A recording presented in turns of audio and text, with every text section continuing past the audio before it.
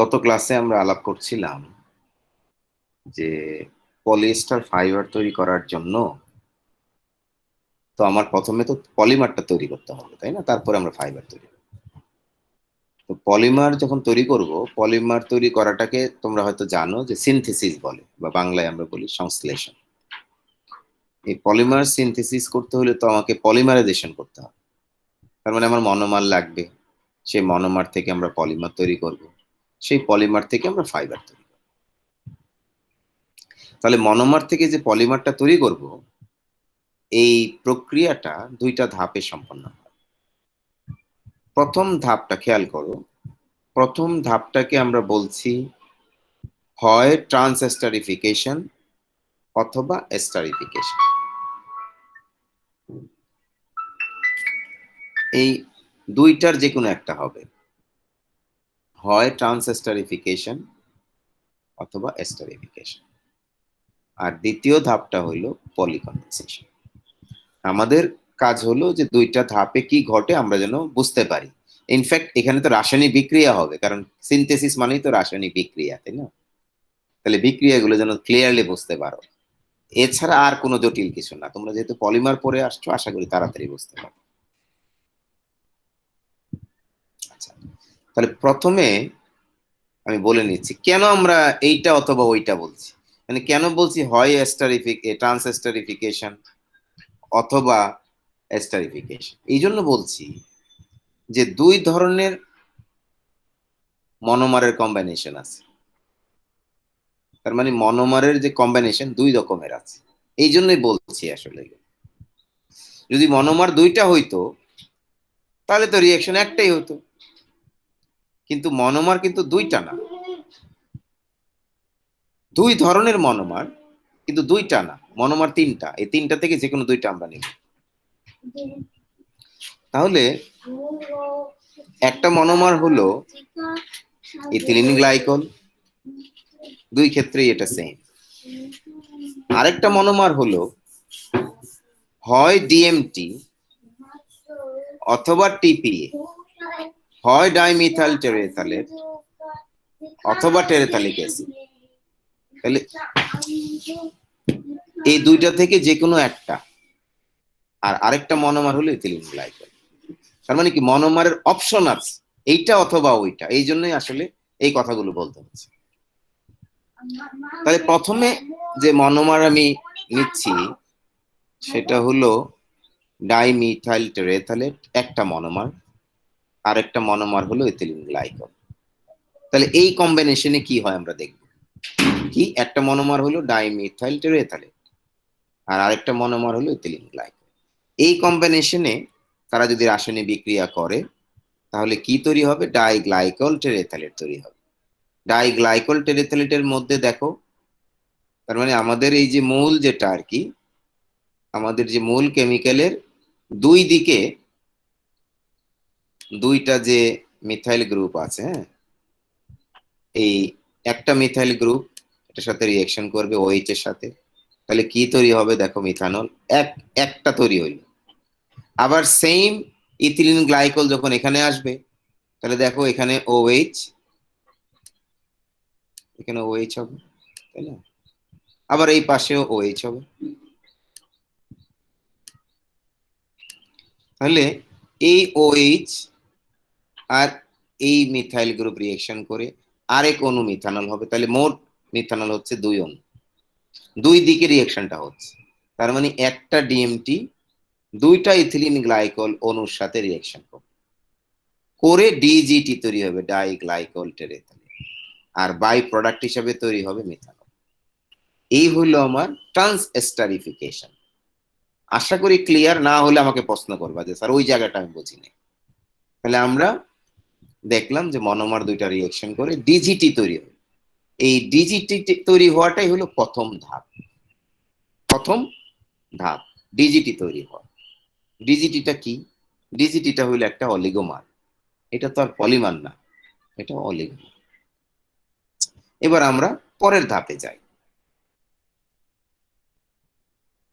পরের ধাপে দেখতে পাচ্ছি ডাইরেক্ট এস্টারিফিকেশন। তাহলে এই ক্ষেত্রে তো ডিএমটি নাই, দেখো ডিএমটির পরিবর্তে আমরা ব্যবহার করছি টেরেথালিক অ্যাসিড বা টিপিএ। তাহলে টেরেথালিক অ্যাসিড এক অণু, আর দুই অণু হলো ইথিলিন গ্লাইকল, দুই অণু। তাহলে ঠিক আছে, রিয়েকশন কিভাবে করবে? রিয়েকশন হলো, এটা রিয়েকশন করবে এক অণু, রিয়েকশন করে ওই যে এক অণু পানি তৈরি হবে, এক অণু পানি তৈরি হবে, আর এখানে COO, তারপরে চলে আসবে CH2CH2OH, COO CH2CH2OH। ডান দিকেরটা হয়ে গেল। ঠিক বাম দিকে অনুরূপ রিয়েকশন হবে, কারণ ইথিলিন গ্লাইকল তো দুই অণু, এক অণু এখন রিয়েকশন করলো, আরেক অণু আবার ঠিক অনুরূপ ভাবে বা দিকেও CH2CH2OH। তাহলে এখন যেটা তৈরি হলো এটাও ডিজিটি। তার মানে কি? তার মানে আমরা এস্টারিফিকেশন করি অথবা ট্রান্সএস্টারিফিকেশন করি, দুইটার যে কোনোটাই করি না কেন, প্রথম ধাপ হলো ডিজিটি তৈরি হয়। একটার ক্ষেত্রে হলো ডিএমটি ব্যবহার করেছি মানে মনোমার হিসেবে, সাথে ছিল ইথিলিন গ্লাইকল। আর দ্বিতীয় ক্ষেত্রে আমরা টেরেথালিক অ্যাসিড ব্যবহার করছি মনোমার হিসেবে, সাথে হলো ইথিলিন গ্লাইকল। তাহলে এই দুইটা কম্বিনেশন আছে, আমরা গতকাল এটা আলোচনা করেছি। কিন্তু এইটা ভালো, ডাইরেক্ট এস্টারিফিকেশনটা ভালো। কেন ভালো? এখানে তো পানি তৈরি হচ্ছে, পানিটা তো হার্মফুলও না, টক্সিক না, এবং পানি আগুন ধরে যাবে না। আর ওখানে মিথানলটা একটা হলো টক্সিক, বিষাক্ত, দ্বিতীয় হলো আগুন ধরে যেতে পারে, তাহলে দুর্ঘটনা ঘটার সম্ভাবনা আছে। আমরা এই দ্বিতীয় রুটটাই প্রেফার করি, অর্থাৎ টেরেথালিক অ্যাসিড ব্যবহার করি।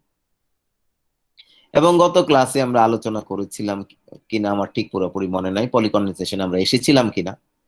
তাহলে দ্বিতীয় যে রিয়েকশনটা, দ্বিতীয় ধাপের যে রিয়েকশনটা, সেটা হলো ডিজিটি রিয়েকশন করে নিজেদের মধ্যে একটার পর একটা রিয়েকশন করে অনেক লম্বা একটা পলিমার চেইন তৈরি করে। সেই পলিমার চেইনটাই হলো পিইটি বা পলিইথিলিন টেরেথালিক।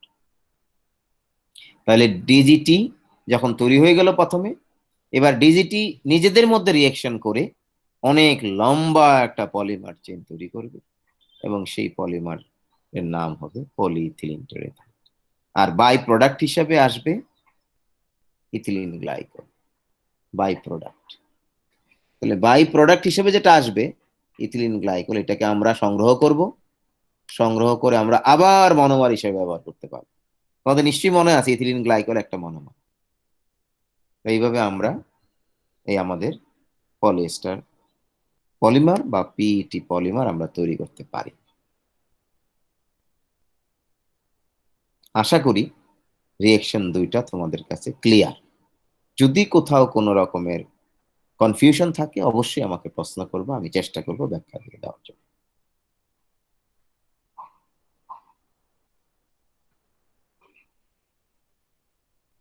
এখন যে পলিমারটা আমরা পেলাম, তোমাদের মনে প্রশ্ন জাগতে পারে যে এটার মলিকুলার ওয়েট কত।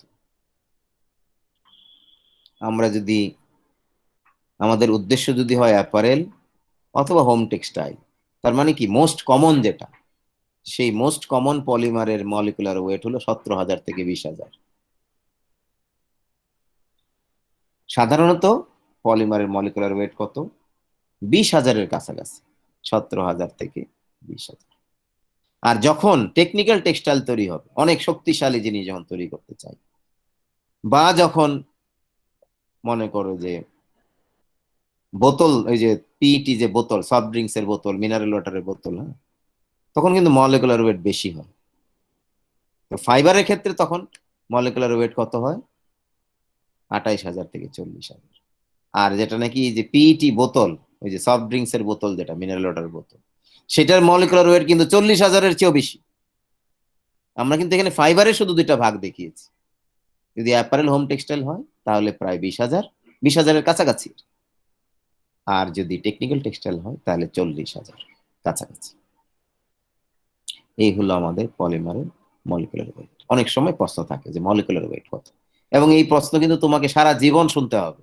অর্থাৎ তুমি যত বছর টেক্সটাইলে চাকরি করবা, যে কোনো সময় তোমার এটা কোনো না কোনো জায়গায় লাগবে, হয় তোমাকে জিজ্ঞেস করবে অথবা তোমার জানতে হবে।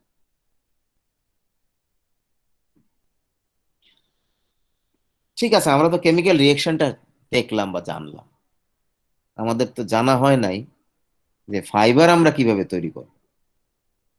ফাইবারটা তৈরি করতে হলে আমাদের অবশ্যই আরো ডিটেলস জানতে হবে, আমরা একটু জানার চেষ্টা করব। অবশ্য আমরা কম বেশি জানি। মেল্ট স্পিনিং পড়ানোর সময় যে বলেছি যে ফাইবারটা আমরা মেল্ট স্পিনিং এর মাধ্যমে তৈরি করি,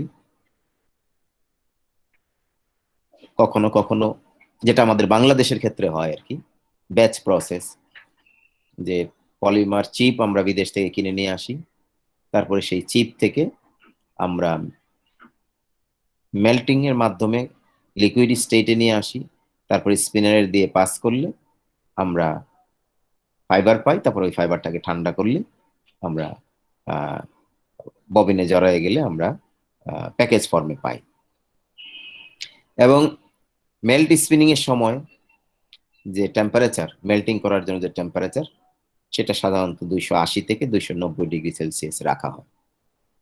তাহলে পলিমারের মেল্ট স্পিনিং এর সময় টেম্পারেচার কত রাখা হয়? 280 থেকে 290 ডিগ্রি সেলসিয়াস। কিন্তু এটা কিন্তু মেল্টিং টেম্পারেচার না পলিমারের। পলিস্টার বা পিইটির মেল্টিং টেম্পারেচার হলো 255 থেকে 260 ডিগ্রি সেলসিয়াস। আর ড্রয়িংটা করা হয় সাধারণত এই 69 ডিগ্রি সেলসিয়াস বা 68, 69 এরকম টেম্পারেচারে সাধারণত ড্রয়িং করা হয়।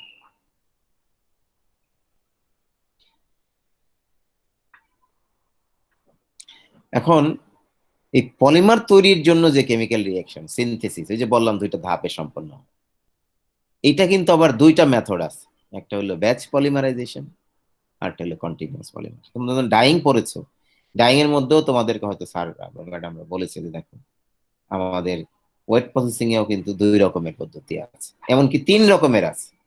কিরকম আছে ওয়েট প্রসেসিং এর ক্ষেত্রে? একটাকে আমরা বলি ব্যাচ মেথড, আরেকটাকে বলি কন্টিনিউয়াস মেথড, আর দুইটার মাঝামাঝি একটা আছে, এটাকে আমরা বলি সেমি কন্টিনিউয়াস মেথড।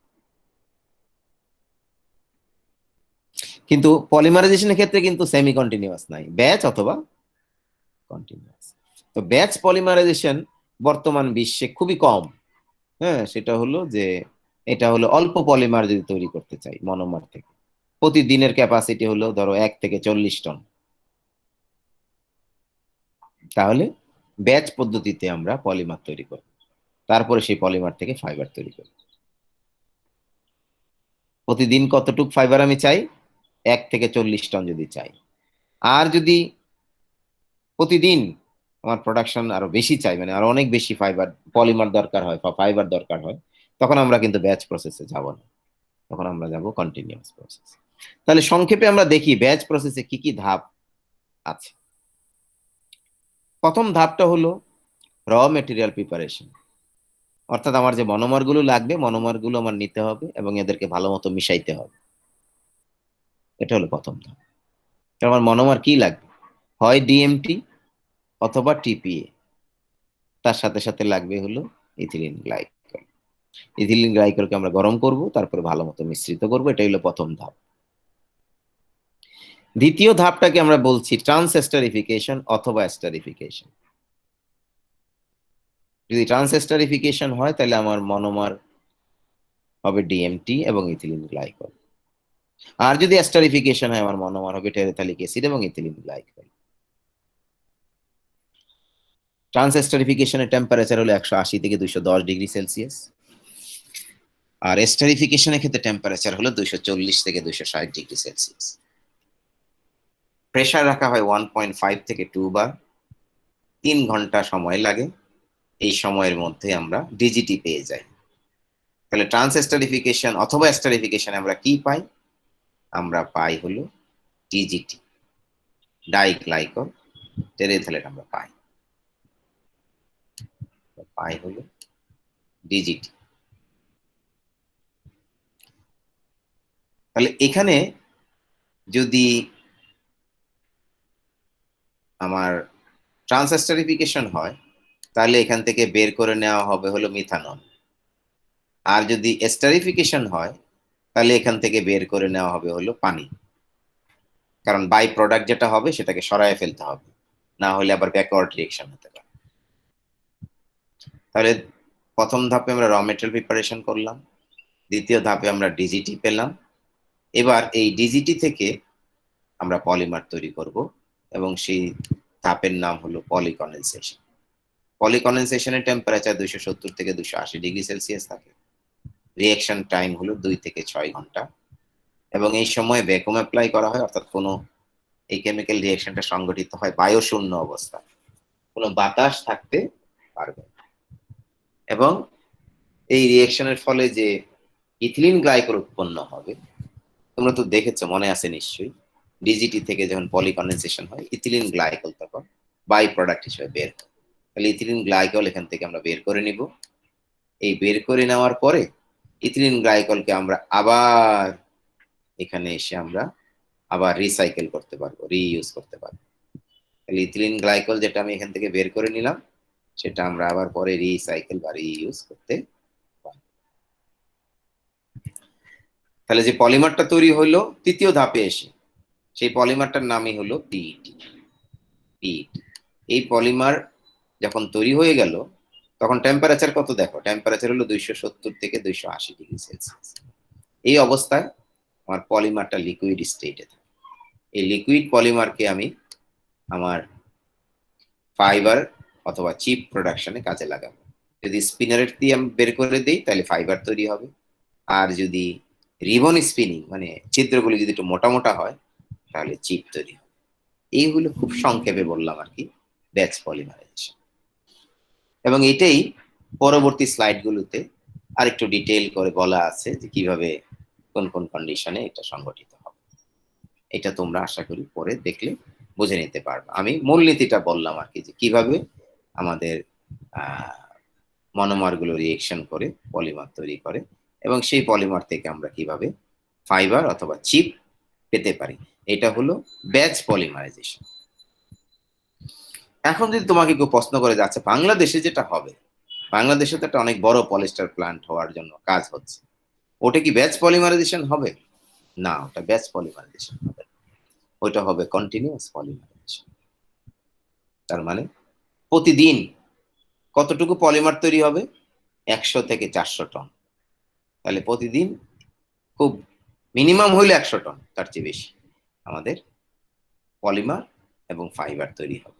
তাহলে ক্যাপাসিটি যদি বেশি হয় তখন আর ব্যাচ প্রসেসে করলে আসলে কমার্শিয়ালি ভায়াবল হয় না, তখন আমরা কন্টিনিউয়াস পলিমারাইজেশন মাধ্যমে তৈরি করব। তাহলে এবার একটু দেখে নেব যে ব্যাচ প্রসেসে তো আমরা মোটামুটি ধারণা পেলাম যে কিভাবে তৈরি হয় পলিমার এবং ফাইবার। এখন কন্টিনিউয়াস পদ্ধতিতে কি আবার আকাশ পাতাল কোনো প্রভেদ আছে না মোটামুটি ওই রকম? আমরা দেখতে পাচ্ছি যে না, আকাশ পাতাল কোনো প্রভেদ নাই। ঠিক আছে, আমরা শুরু করছি, দেখি কি আছে। শুরু যেটা আছে সেটা হলো ওই আগেরটার মতো র মেটেরিয়াল প্রিপারেশন। তার মানে মনোমার নিব আমরা টেরেথালিক অ্যাসিড, এখানে কিন্তু টেরেথালিক অ্যাসিড হলো মনোমার, আর আরেকটা মনোমার হলো ইথিলিন গ্লাইকল। তাই দুইটা মনোমার নিব, এবং এই মনোমারের সাথে আমরা ক্যাটালিস্ট মিশ্রিত করে দিব।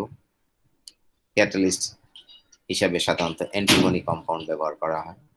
মিশ্রিত করে দিয়ে আমরা ভালো মতো মিশ্রণ তৈরি করব, ভালো মতো মিশ্রণ তৈরি করবো। এটা হলো মিশ্রণটা কেমন হবে? পেস্টের মতো, ওই যে জেল পেস্ট আছে না, জেলের মতো হয়ে যাবে এই মিশ্রণটা আমরা তৈরি করব। তারপরে আমরা দ্বিতীয় ধাপে নিয়ে যাব। দ্বিতীয় ধাপে কিন্তু রিয়েক্টর হইল দুইটা রিয়েক্টর, একটা না, আবারও বলছি, দ্বিতীয় ধাপে রিয়েক্টর কয়টা? দুইটা, দুইটা রিয়েক্টর। তার মানে দুইটা পাত্রের মধ্যে রিয়েকশন হবে, একটা পাত্রে না। আর রিয়েকশন হবে একটা, রিয়েকশনের নাম হলো এস্টারিফিকেশন।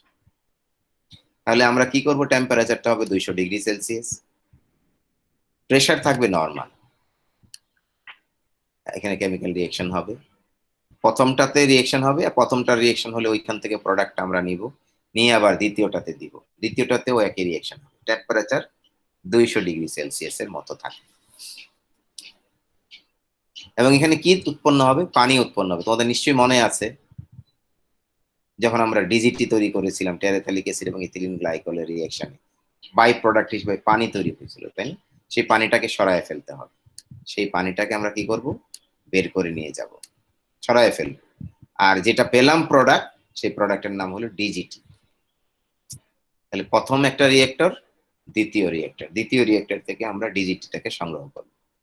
তারপরে আমরা নিয়ে যাব তিন নাম্বার রিয়েকশন বা 3 নাম্বার ধাপে।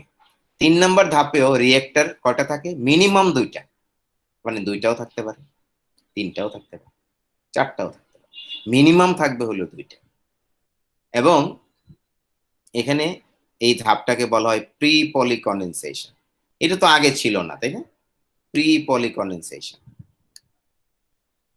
তার মানে পলিকন্ডেনসেশন রিয়েকশন হওয়ার আগে যে রিয়েকশনটা হবে, সেখানে টেম্পারেচার হলো 250 থেকে 285 ডিগ্রি সেলসিয়াস, বায়ু শূন্য অবস্থা রিয়েকশন হবে। আর প্রেসার হলো 10 মিলিমিটার অফ মার্কারি। এখানে আমার পিইটি পলিমার তৈরি হবে, তবে পলিমারের ডিগ্রি অফ পলিমারাইজেশন বা মলিকুলার ওয়েট কম। দেখো মলিকুলার ওয়েট কত? 4 থেকে 7,000। আর এখানে আমার বাই প্রোডাক্ট হিসেবে তৈরি হবে ইথিলিন গ্লাইকল।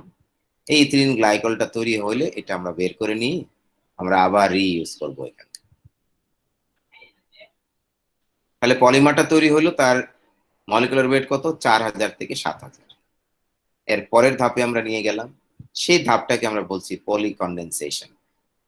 সেখানে টেম্পারেচারটা দেখো আরেকটু বেশি, 250 থেকে 285 ছিল, এবার টেম্পারেচার হলো 280 থেকে 290। অর্থাৎ আরো কড়া কন্ডিশনে, আরো ডিফিকাল্ট কন্ডিশনে আমরা নিয়ে গেলাম 280 থেকে 290।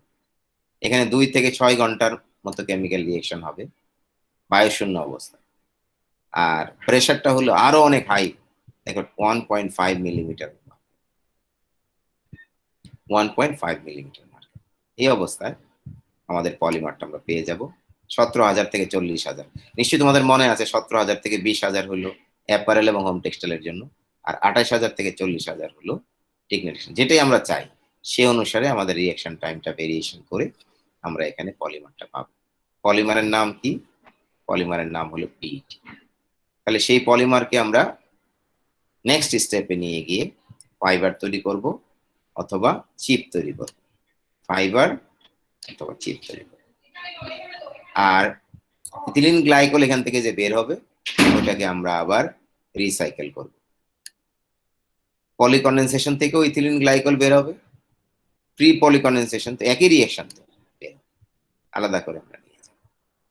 এবং পরবর্তীতে যেটা বললাম যে 1, 2, 3, 4 নাম্বার ধাপ যেটা, সেখানে দেখো আমার পলিমারটা গলিত অবস্থায় থাকবে।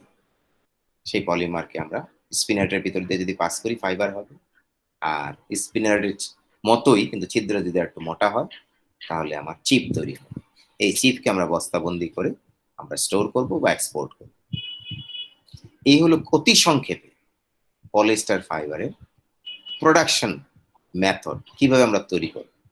ডিটেলসটা নিশ্চয়ই তোমরা পরে দেখতে পারবা, আমি শুধু সংক্ষেপে বললাম যাতে তোমাদের কারো কোনো প্রশ্ন যদি থাকে তোমরা করলে হয়তো বা আমি আরো কথা বলতে পারি। তো এখানে ক্যাটালিস্ট কি ব্যবহার করা হয়? অ্যান্টিমনি ট্রাইঅক্সাইড অথবা অ্যান্টিমনি ট্রাইএসিডেট, মনে রাখবা।